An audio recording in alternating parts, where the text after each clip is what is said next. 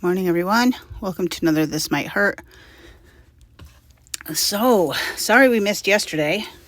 I was taking a self-care day. I had some exciting things happen Tuesday night. So, without getting into it too much, I needed a day to process what had happened. So,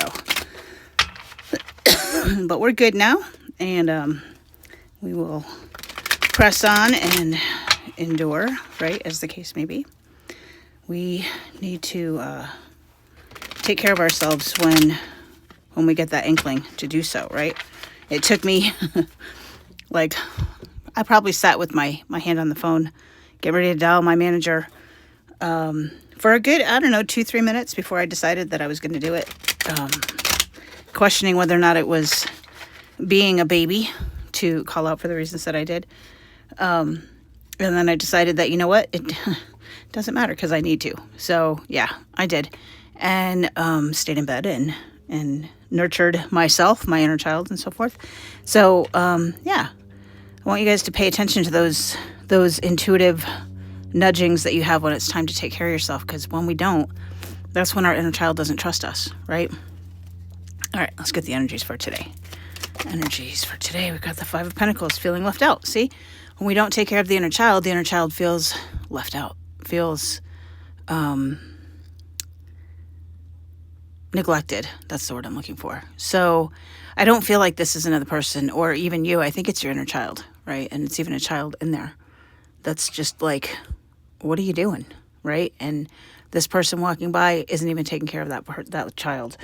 So we need to nurture. We need to take care of the inner us, the niñas, the niños, the babies, the little kids, right? So there's shadow work and there's inner child work. They are not the same thing. They are not the same thing. Shadow work is reclaiming those parts of yourself that you have disowned. Inner child work is literally getting that inner child to trust you again, which you do when you take care of yourself, such as I did yesterday, right? So I'm really guessing that most of us need to start doing more of that. And the Star in reverse. So having a little bit of a lack of authenticity, right? This might be too much energy again, right? Pouring energy up instead of down. Trying to climb the energetic ladder, if you will. And let me just check the keywords because I feel like I'm saying it wrong. Spiritual exhaustion and despair. I like that. You know what, guys? We can't be spiritual all the freaking time. We can't. Okay, so I'll give you an example. On Monday in my IOP, was it Monday or was it Tuesday? It might have been Tuesday. Yeah, it was Tuesday, actually. The whole IOP was like talking over each other, and there was no respect, and there was cross-talking, and like all the rules were getting broken throughout the morning. And finally, after that last break, I went in and I was like, what is going on? I was literally exhausted. I was feeling frustrated.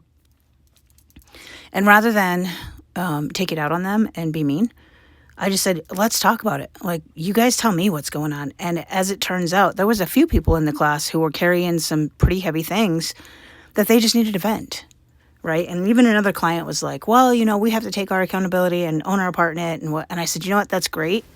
And it's perfect, but that's not what we're doing today.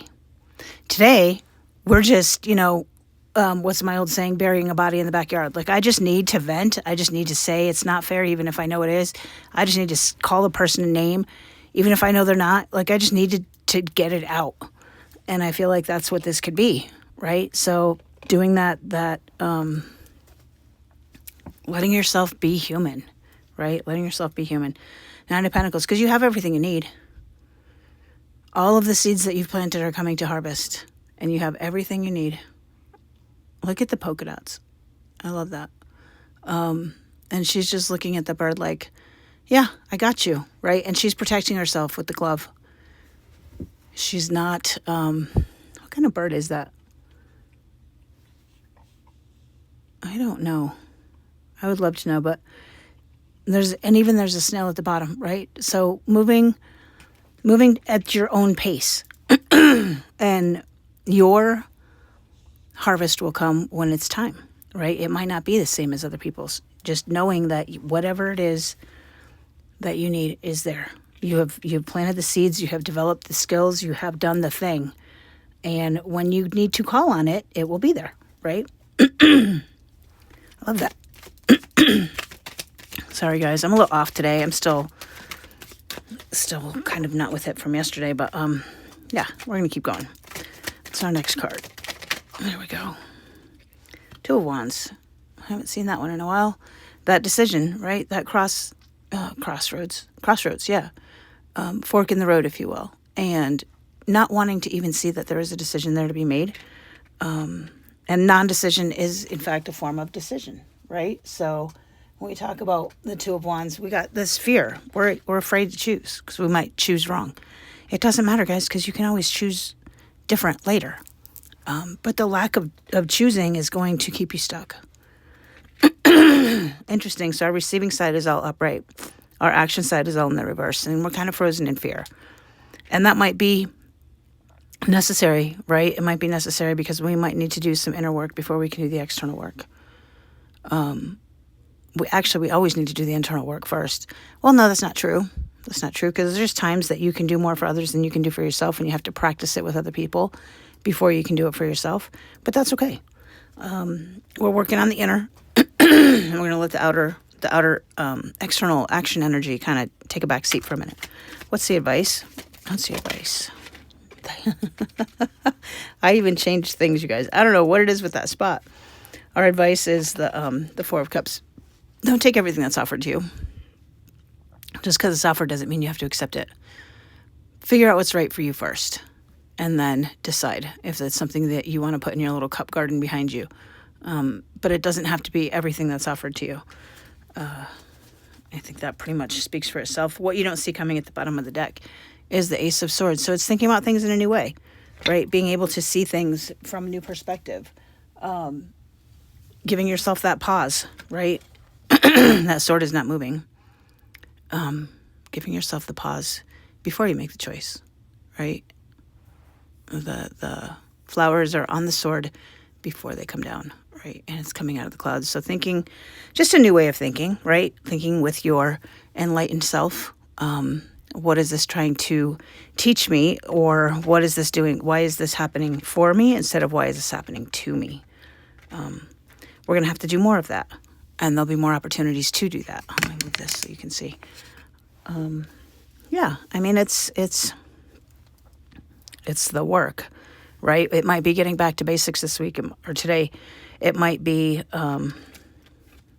it might feel a little stuck. It might feel like there's a pause. It might feel like there's a liminal space where your growth and your healing is kind of on pause.